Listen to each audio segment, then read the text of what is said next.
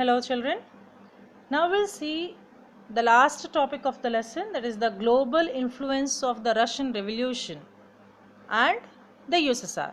What was the influence of this particular revolution which was going on there in Russia and the influence of USSR over the rest of the world?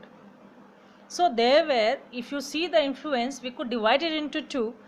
Towards the beginning, at least three positive influences are given, and then here you could see some certain negative impacts also.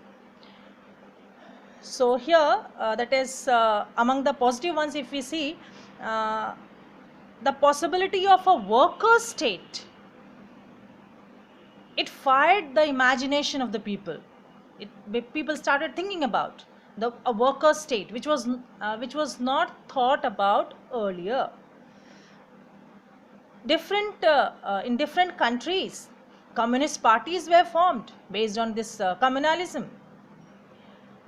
Here we see the role of Bolshevik, an important role of Bolshevik. Then by the time of the Second World War, outbreak of the Second World War, USSR had given socialism a global face and a position there in the world. So these three important positive points we could see of the Russian Revolution on the world. And if we see certain negative things also, no doubt it also had certain negative impacts. That is, by 1950s, the way it started in 1920s, by the time it reached to 1950, the style of the government was not keeping up to the ideals of whatever they decided in the beginning. It did not keep up to the ideals of Russian Revolution. So the way they started, they did not continue the same way with the same ideals. So by the year 1950, so many changes were seen which was not appreciable. Then the next thing, that is in the world socialist movement also, it was recognized, people could make out that everything was not going so good in Soviet Union. Within a short duration, a backward country had become a great power. The industries and the agriculture developed, and the poor were fed. This was the scenario shown to the outside world.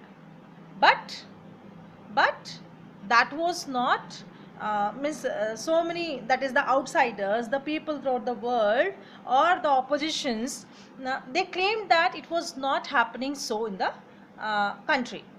It had denied the essential freedoms to its citizens. It repressed, that is forcibly, that repressive policies were implemented on its citizens. So those freedoms were not granted to them, which was supposed to be given. Then the international reputation of USSR declined. Okay, so here also we'll see 2-3 different negative points here of Russian Revolution in the world.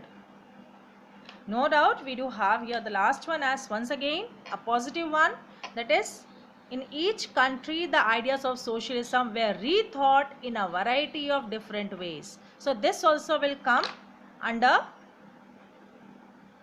the positive influence itself.